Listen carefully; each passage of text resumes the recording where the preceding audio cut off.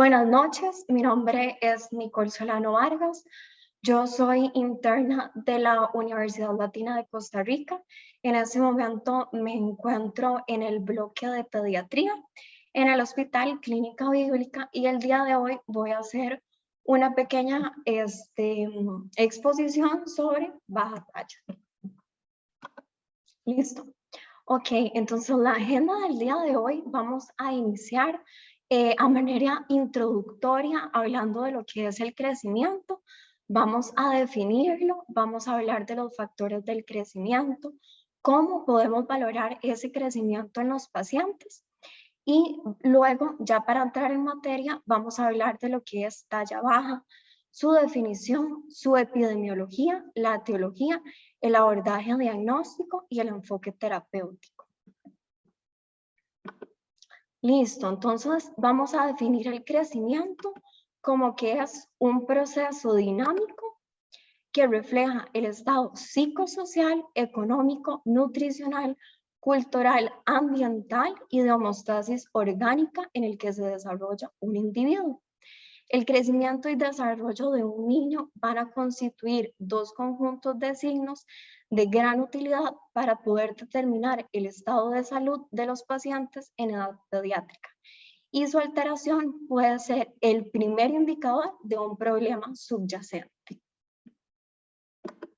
Entonces, aquí podemos ver cuáles son los factores que me van a determinar ese crecimiento. Bueno, los vamos a dividir en factores endógenos, como lo son los factores genéticos, los hormonales, los étnicos, los metabólicos, la receptividad de los tejidos dianas, y tenemos que estos factores endógenos son los que me van a determinar de un 50 a un 80% la talla adulta de nuestros pacientes. Luego vamos a tener lo que son los factores exógenos, como lo es la nutrición, el ejercicio y las influencias psicosociales. O sea, esto quiere decir el medio ambiente en el que esté creciendo este paciente. Y si bien es cierto, determinan solo un pequeño porcentaje, no dejan de ser importantes, y esto lo podemos ver reflejado en los países industrializados, en los cuales los habitantes presentan una talla superior a la que presentamos nosotros, por ejemplo, en países subdesarrollados, y eso se debe a que en los países industrializados tienen mejores condiciones, tanto sociosanitarias como económicas. Vamos a ver un poquitito cuáles son las fases del crecimiento. Entonces, inicialmente vamos a empezar con una fase de crecimiento intrauterino. Esta fase va a estar influenciada por factores intrauterinos y placentarios, también por la nutrición materna. Vamos a ver aquí que va a ser de gran importancia factores de crecimiento de tipo insulínico, el lactógeno placentario y la insulina fetal, que es la que va a responder a la glicemia materna. De ahí vamos a pasar a lo que es la etapa de los lactantes. Aquí esta etapa va a estar influenciada mayoritariamente por factores genéticos de la madre y también por hormonas como lo que es la insulina, el factor de crecimiento insulina 1, las hormonas tiroideas. Al inicio, en esta fase, van a crecer rápidamente, pero al final de la fase, el crecimiento se va a enlentecer. Posterior a esto, vamos a pasar a la fase de la niñez. Aquí el crecimiento se va a establecer como un crecimiento constante, va a estar influenciado principalmente por la hormona de crecimiento, y tenemos que se establece el crecimiento de 5 a 6 centímetros por año. Por último, vamos a tener la etapa de la adolescencia, que va a estar igual por los factores de crecimiento y el efecto de los esteroides gonadales. Y aquí es importante saber que las mujeres vamos a tener un periodo de maduración 2 años más temprano que el de los hombres, y entonces los hombres van a tener un periodo de crecimiento un poco más lento y alargado. Entonces, esto lo vemos en la talla adulta, de que nosotras las mujeres generalmente vamos a ser más bajitas que los hombres. Aquí es importante recalcar que aparte de todos esos factores de los que hablamos en las fases del crecimiento, la nutrición siempre va a ser un factor externo muy importante que nos puede alterar el crecimiento normal de todas estas etapas. Entonces, ¿cómo nosotros podemos valorar el crecimiento? Bueno, las medidas antropométricas datan desde el siglo XVII, entonces como podemos ver el crecimiento es tan importante que tenemos más de 170 años de estarlo estudiando. Y lo vamos a medir mediante indicadores del crecimiento, como por ejemplo la altura a los pacientes mayores de 2 años, la longitud a los pacientes menores de 2 años, el peso y las curvas de crecimiento. Con las curvas de crecimiento son muy importantes porque son las que nos van a otorgar información en relación a cómo ha sido la evolución de la talla de la mayoría de los pacientes. Y aquí es muy importante un dato, que es que el 75% de los niños se van a mover al percentil del que nacen al que les corresponde, por ejemplo, por genética, y en el que van a seguir creciendo. Esto entre los 2 años. Entonces, como podemos ver, todos estos indicadores del crecimiento son realmente fáciles de realizar y los podemos hacer en nuestra consulta de atención primaria. También vamos a tener otros indicadores del crecimiento, como lo es los segmentos corporales, la medición de segmentos corporales, la medición de la edad dental y la medición de la edad ósea. Algo muy importante va a ser la velocidad del crecimiento, que es el parámetro más sensible, ya que permite determinar los cambios en el canal de crecimiento que habitualmente me van a preceder a los cambios en la talla absoluta. Deben establecerse sobre periodos no menores a 6 meses para poder ser confiables. Y otra es la relación de peso-talla. Aquí es muy importante y lo vamos a estar hablando durante toda la presentación, porque en la relación peso-talla, cuando el peso me disminuye junto a la talla, esto me orienta a una enfermedad crónica. Y cuando el peso me aumenta en relación a una talla baja, me va a orientar a una patología de origen endocrinológico. Para empezar a hablar de talla baja, vamos a empezar con la epidemiología. La Organización Mundial de la Salud reporta que el retraso de crecimiento o talla baja para la edad en la niñez es uno de los obstáculos más significativos para el desarrollo humano y afecta a unos 162 millones de niños menores de 5 años alrededor del mundo. Entonces, realmente es una etiología que le tenemos que poner muchísima atención. Pero, ¿cómo sabemos nosotros que nuestro paciente tiene talla baja? Bueno, la talla baja se considera la talla que es baja cuando se sitúa por debajo de menos 2.5 desviaciones estándar de la media para la edad, el sexo y el grupo étnico del individuo. Y ya vamos a hablar de una talla baja extrema cuando ésta se encuentra por debajo de menos 3 desviaciones estándar. Aquí adjunto un gráfico del Ministerio de Salud, que son las gráficas que nosotros utilizamos en nuestra consulta. Vamos a ver que están para la edad y el sexo, ¿verdad? En este caso es una de niños de 0 a 5 años. Y entonces aquí vamos a ver el rango de los percentiles normales y vamos a ver cómo efectivamente menos 2 desviaciones estándar abajo vamos a tener una baja talla y menos 3 desviaciones estándar, una baja talla severa.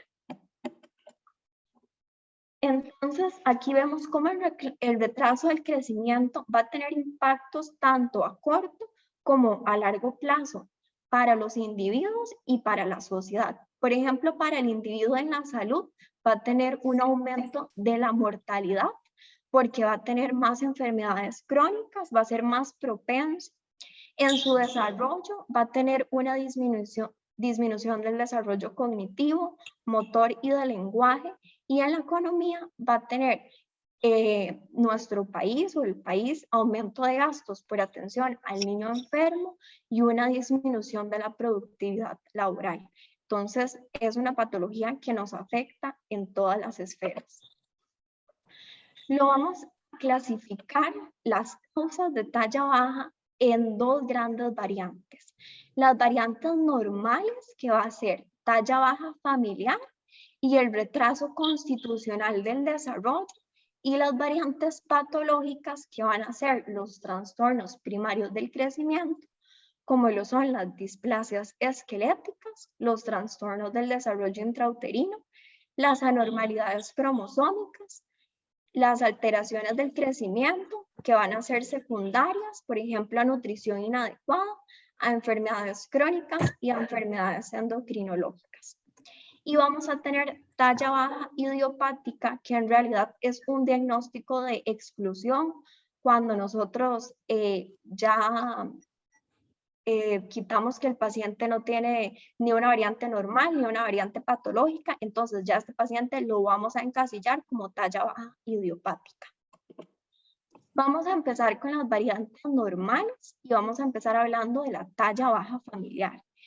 En realidad la talla baja familiar es fácil porque lo único que ocupamos hacer es suficiente para el diagnóstico, es realizar el cálculo de la talla diana, que aquí pueden ver el cálculo, ven que es diferente tanto para niños como para niñas, pero siempre vamos a ocupar la talla del padre y de la madre. Esta talla diana nos dice cuál va a ser la talla que tiene que alcanzar nuestro paciente debido a su carga genética. A la hora de analizar la velocidad de crecimiento en estos pacientes, vemos que se va a mantener entre los límites normales.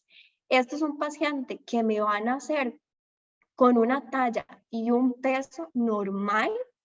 Sin embargo, en los 2 primeros años va a presentar una desaceleración de la velocidad del crecimiento, que como vimos antes, aquí es donde la mayoría de los pacientes se ubican en el percentil que le corresponde, en este caso, debido a su carga genética. Van a tener una pubertad y un estirón puberal que van a ocurrir a una edad normal, y la talla baja final pues va a ser relativamente baja, pero en un rango familiar esperable. Si nosotros quisiéramos medir la edad ósea en estos pacientes, nos vamos a dar cuenta que va a corresponder con la edad cronológica. Luego tenemos la patología de retraso constitucional, o la variante más bien de retraso constitucional, y esto va a corresponder a un cuadro distinto en que puede haber una disminución de la velocidad de crecimiento durante la niñez, pero el retraso mayor lo vamos a observar durante la adolescencia. Si quisiéramos hacer un diagnóstico diferencial entre talla baja familiar y retraso constitucional, a la hora de que nosotros vemos la edad ósea, en el retraso constitucional sí va a estar moderadamente atrasada en estos pacientes.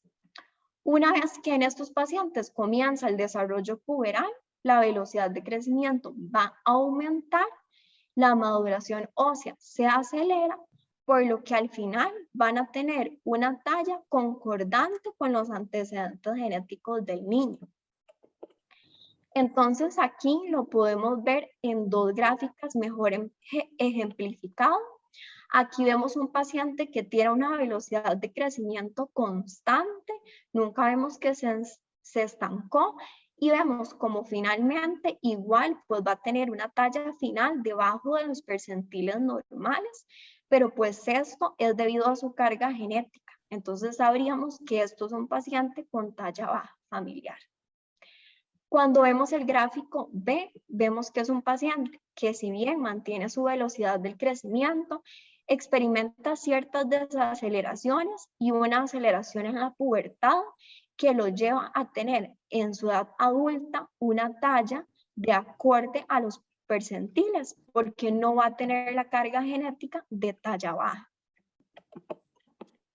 Ya pasando a las patologías, vemos que son muchas. Yo voy a tratar de hablar de las principales. Entre las primarias vamos a tener a los síndromes definidos, como lo es el síndrome de Turner, el paciente pequeño para la edad gestacional sin un crecimiento compensatorio, la displasia esqueléticas, las displasias con defectos de la mineralización, y ya en las alteraciones secundarias vamos a tener lo que es la desnutrición, enfermedades sistémicas, desórdenes de la hormona de crecimiento y las endocrinopatías.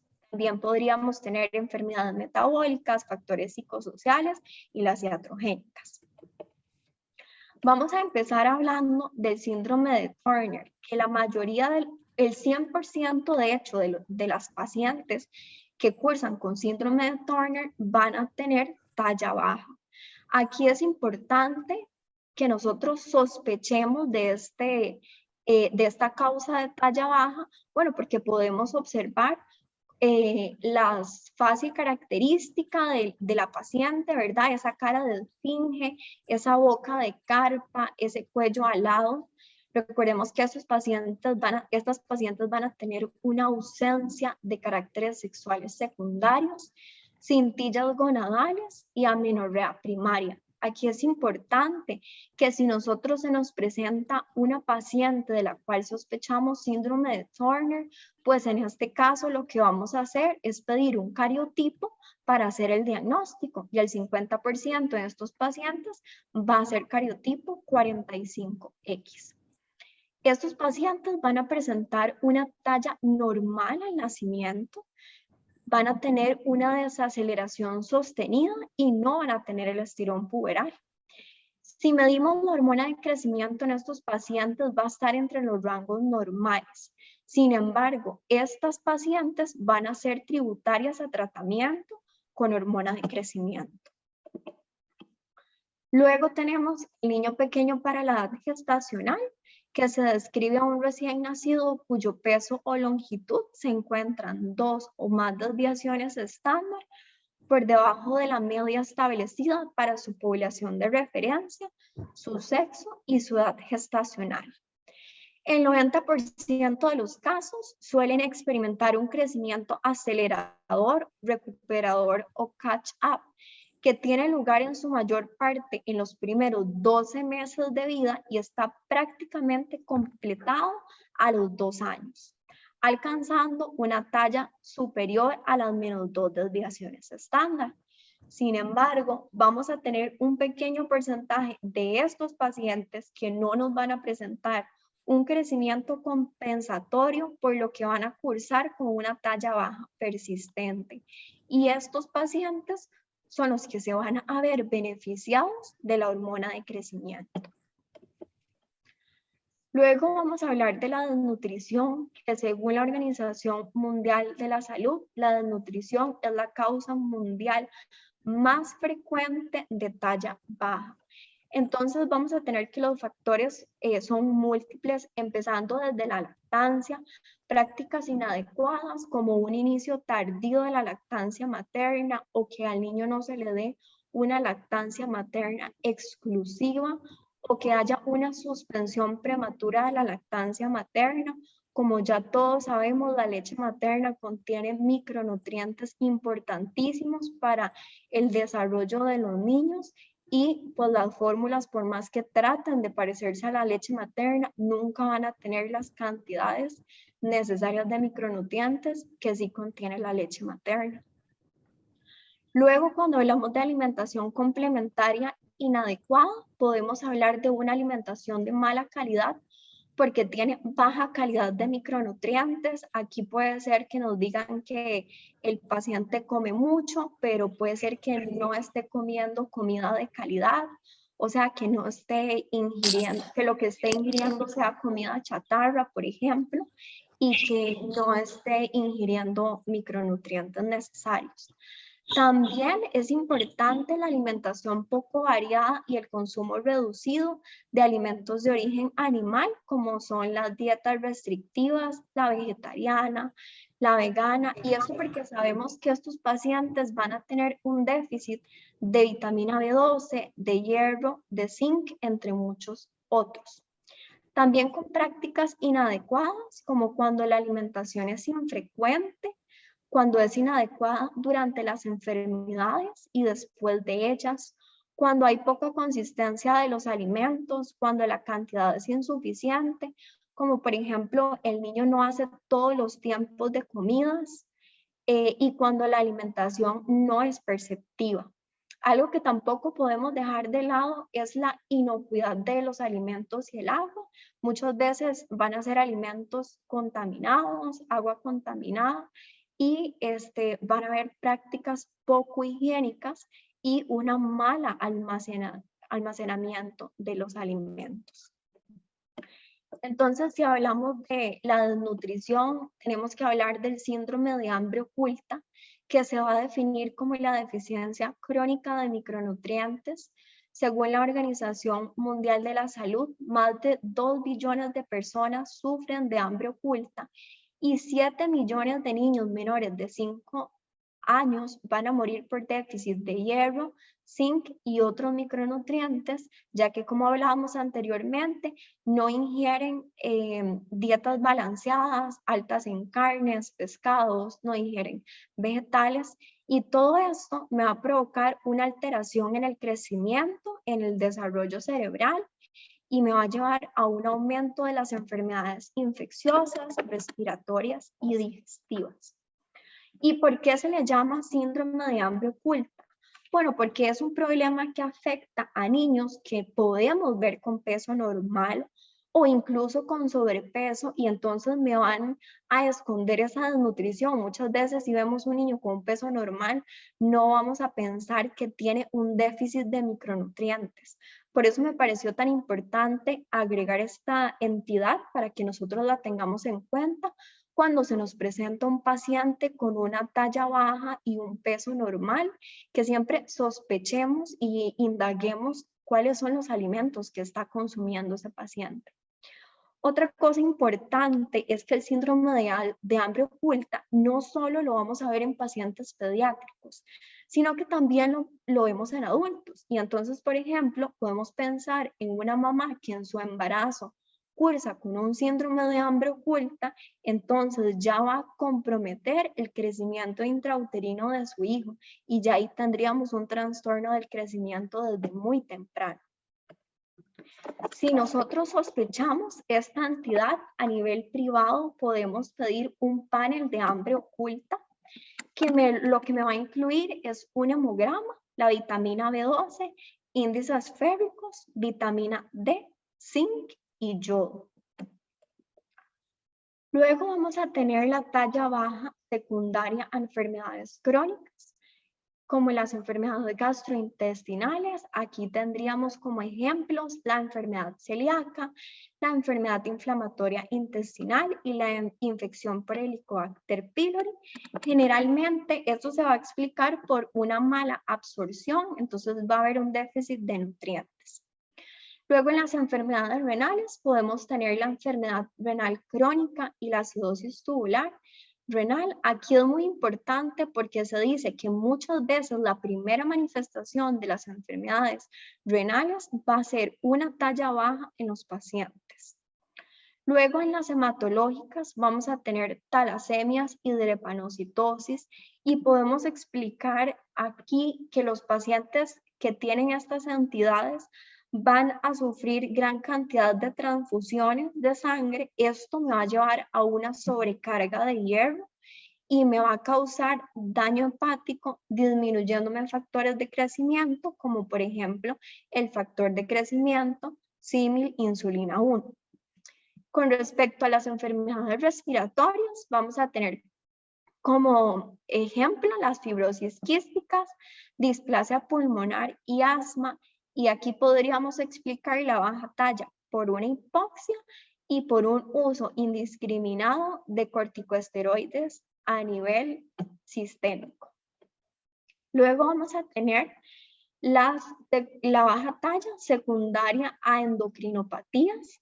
Vamos a tener el déficit de hormona de crecimiento, Entonces vamos a tener la congénita, que puede presentar hipoglicemia asociada o no a ictericia, un micropene, defectos de la línea media, criptorquidia y esa fase característica donde el paciente va a tener una frente amplia, una boca pequeña, una nariz cóncava y las mejillas redondeadas.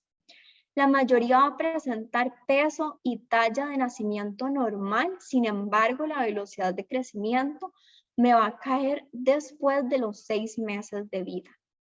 El adquirido, el único signo que podemos ver muchas veces va a ser la caída en la velocidad de crecimiento, seguido de una talla baja asociado a un aumento de peso concomitante. Y volvemos a recordarnos que cada vez que nosotros vemos una talla baja asociada a un aumento de peso, tenemos que pensar en una etiología de origen endocrinológico. Otras causas endocrinológicas pueden ser el hipogonadismo, que es más frecuente en varones, tienen una pubertad ausente o incompleta, no van a presentar un estirón puberal, pueden tener una historia de micropene o criptorquidia, el hipercortisolismo, que la mayoría de veces va a ser de origen iatrogénico, y vamos a tener la cara de luna, la jiba dorsal, el acné, las estrías violáceas, la hipertensión, la talla baja asociada a una obesidad centrípeta, nuevamente orientándonos a etiología endocrinológica. Y vamos a tener el hipotiroidismo, que podemos ver un retraso en el crecimiento, en la velocidad de crecimiento y también en la edad ósea. Muchas veces la caída de la talla suele ser el único signo que vamos a observar en los pacientes. Entonces, una vez que ya sabemos cuáles son las causas de la talla baja, es que podemos empezar a hacer el abordaje diagnóstico, empezando por una buena historia clínica que contenga antecedentes perinatales, que me digan cómo fue ese embarazo, cuántos años tenía la madre, qué peso y talla tuvo el niño al nacer, si tuvo una hospitalización, si tuvo que quedar hospitalizado, antecedentes personales, padece ese niño de alguna enfermedad crónica, los antecedentes familiares, hay por ejemplo enfermedad inflamatoria intestinal en la familia.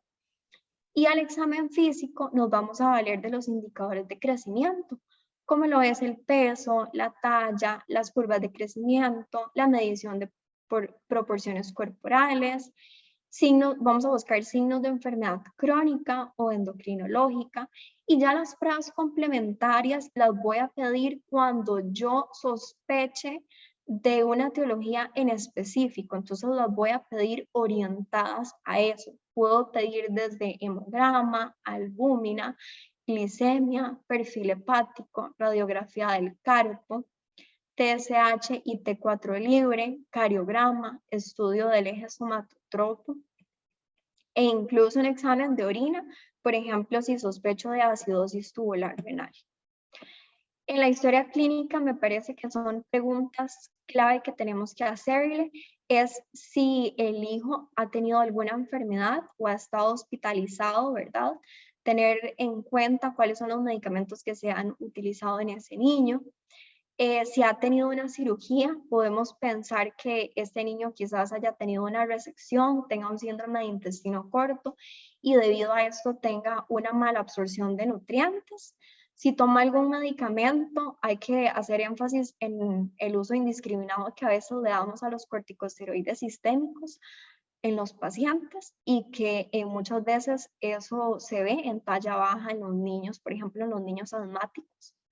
Si tienen alguna enfermedad en la familia, cómo ha sido su crecimiento, y aquí en cómo ha sido el crecimiento, no solamente el crecimiento del niño, sino también el crecimiento de los papás, porque por ejemplo cuando hablamos del retraso constitucional del crecimiento, ahí el papá nos puede orientar y decirnos, bueno, que ellos tuvieron un patrón parecido de crecimiento y orientarnos a esa etiología. Cómo es la alimentación, pero que nos la expliquen de una forma detallada, o sea, no solo si el niño come bien o come mucho, sino qué es lo que ese niño come. Por supuesto, si el niño tiene una dieta diferente, como vegetarianos o veganos, que nos lo expliquen. y de verdad hacer mucho hincapié en la alimentación, ya que vemos que la desnutrición es casi que la primera causa de talla baja. Entonces aquí podemos ver un algoritmo donde una vez que nosotros vemos que el paciente tiene talla baja, vemos si la talla baja es proporcional y entonces vamos a buscar si es de origen prenatal por una restricción del crecimiento intrauterino, por síndromes dismórficos o cromosómicos. Y si es de origen postnatal, entonces aquí me voy a fijar en la velocidad del crecimiento. Si esta velocidad del crecimiento es normal, entonces ya habíamos hablado antes que en las variantes normales podemos hacer un diagnóstico diferencial observando la edad ósea. Entonces, si esa edad ósea está normal y aparte de eso el paciente tiene antecedentes de baja talla familiar, pues va a ser una talla baja familiar. Si el paciente tiene una edad ósea retrasada, entonces nos va a orientar más a un retraso constitucional del crecimiento. Y si el paciente tiene una velocidad del crecimiento disminuida, ya ahí vamos a pensar que hay algo mal. Y entonces nos vamos a fijar en la relación peso-talla. Si el peso está disminuido, vamos a pensar en una enfermedad sistémica, en una desnutrición o una mala absorción. Y si el peso está aumentado, vamos a pensar en una patología de carácter endocrinológico, como lo es el déficit de hormona de crecimiento, el hipotiroidismo o el síndrome de Cushing. Cuando hablamos del enfoque terapéutico, al final el enfoque del tratamiento debe ser mejorar la calidad de vida del paciente y su desarrollo en la sociedad. O sea, que este paciente logre una talla adulta lo más cercana a lo normal para su población, que le permita una adecuada adaptación social y evitar las eventuales consecuencias psicológicas negativas derivadas de la baja estatura. Cuando el abordaje terapéutico requiere una monitorización clínica y bioquímica periódica que ya va a ser por parte del especialista y debe mantenerse hasta que el paciente alcance su talla final, cuando ya se han fusionado los cartílagos del crecimiento o bien cuando la velocidad del crecimiento va a ser menor a 2 centímetros al año. Entonces, para hablar un poco de la hormona de crecimiento, es una hormona que la tenemos disponible desde 1985. Es un tratamiento inyectable de uso diario y de alto costo. Es bien tolerado y relativamente seguro. Va a presentar complicaciones como lo es la lipodistrofia en los sitios de punción, el aumento de nevus, la hipertensión intracraniana benigna, la ginecomastia prepuberal, las artralgias, el edema, el hipotiroidismo transitorio, la hiperglicemia e intolerancia a la glucosa.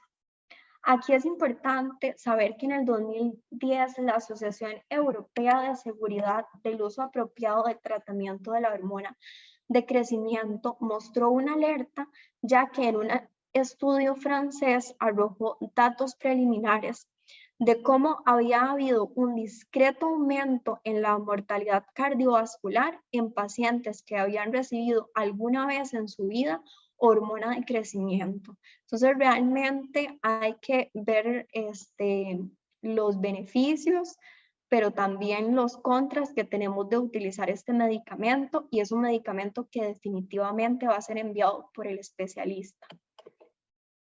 Aquí tenemos las indicaciones aprobadas por la FDA para el uso de hormona de crecimiento, el déficit de hormona de crecimiento, síndrome de Turner, síndrome de Prader-Willi, insuficiencia renal crónica, síndrome de Noonan, el síndrome de Levy-Walsh, la talla baja idiopática. Recordemos que este va a ser un diagnóstico de exclusión y lo vamos a tratar con hormona en crecimiento, y los pacientes pequeños para la edad gestacional que nunca lograron ese crecimiento compensatorio.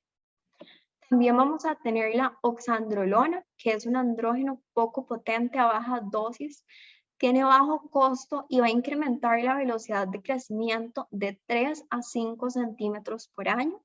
Debe ser usado idealmente con edad ósea de menos de 11 años. Sin embargo, se ha visto que no lleva a incrementos significativos en la edad adulta, por lo que actualmente ya no se recomienda. Luego tenemos los inhibidores de la aromatasa, que me van a reducir la producción de estrógenos y retrasar la maduración ósea. Lo vamos a utilizar en niños para prolongar el crecimiento puberal e incrementar la talla. Sin embargo, han demostrado ser menos efectivos que los andrógenos y su uso prolongado puede asociarse a deformidades vertebrales debido a la deficiencia estrogénica relativa durante el crecimiento puberal, por lo que no se recomienda su uso. Por último, quise agregar el zinc porque es un micronutriente importante en el crecimiento. Este nos sirve como cofactor de más de 300 enzimas y es importante para el mantenimiento de las funciones bioquímicas a lo largo de la vida, y su deficiencia va a estar asociada con una variedad de anormalidades en el crecimiento. En el 2020, la Universidad Católica de Ecuador publicó un estudio en donde se observa que los niños que cursaban con talla baja y fueron suplementados con zinc a una dosis de 10 miligramos mostraron un aumento hasta de 6 centímetros gracias a la suplementación del zinc. Por lo tanto, aquí se establece que independientemente de que nosotros le hagamos un examen para ver si en efecto el paciente tiene el déficit del micronutriente, siempre deberíamos suplementar con zinc cuando un paciente tiene talla baja y debe ser administrado a partir de los 6 meses y hasta los 2 años de edad. Debemos administrarlo una vez al día, alejado de las comidas y de preferencia en la noche para que concuerde con la actuación de la hormona del crecimiento. Lo más importante también es saber cuándo nosotros tenemos que derivar estos pacientes al especialista. Por ejemplo, cuando un paciente me presenta una talla para la edad de menos de 3 desviaciones estándar, o sea, ya está presentando una talla severamente baja, o cuando me presenta una talla para su edad en repetidos controles de menos de 2.5 desviaciones estándar, cuando va a haber una diferencia entre la carga genética y la talla actual de más de 2 desviaciones estándar, cuando la velocidad del crecimiento es menos de 4 centímetros al año a cualquier edad, cuando vamos a tener una caída sostenida de percentiles de talla luego de los 18 a 24 meses de edad, cuando vamos a tener una talla baja asociada a desproporción o dismorfias, y cuando tenemos un paciente pequeño para la edad gestacional sin un crecimiento compensatorio. O sea, en general vamos a derivar al especialista cuando ya notemos que es una variante patológica lo que está presentando este paciente. Como conclusiones, las causas más frecuentes de talla baja siempre van a ser las variantes normales. El tratamiento del hipocrecimiento puede ser exitoso solo con un buen diagnóstico precoz de la patología específica que lo causa. Y es muy importante que nosotros utilicemos los indicadores del crecimiento en todas nuestras consultas de atención primaria, que no nos olvidemos de realizar la curva de crecimiento. Es mucho más fácil aquí ver si el paciente está teniendo estancamientos en la velocidad del crecimiento y que ya se nos encienda una bandera roja para empezar a buscar la etiología de esa posible baja talla. Y pues que los pacientes que ya tienen una significativa desaceleración del crecimiento deben ser derivados a un especialista con las pruebas complementarias de la etiología que nosotros sospechamos, ya para que él se encargue de determinar cuál es la terapia adecuada en cada caso. Por último, muy importante es que siempre debemos insistir en la importancia de la buena alimentación en nuestros pacientes en todas las fases del crecimiento. Esta es la bibliografía que utilicé y espero que les haya gustado mi revisión y haya sido de gran utilidad.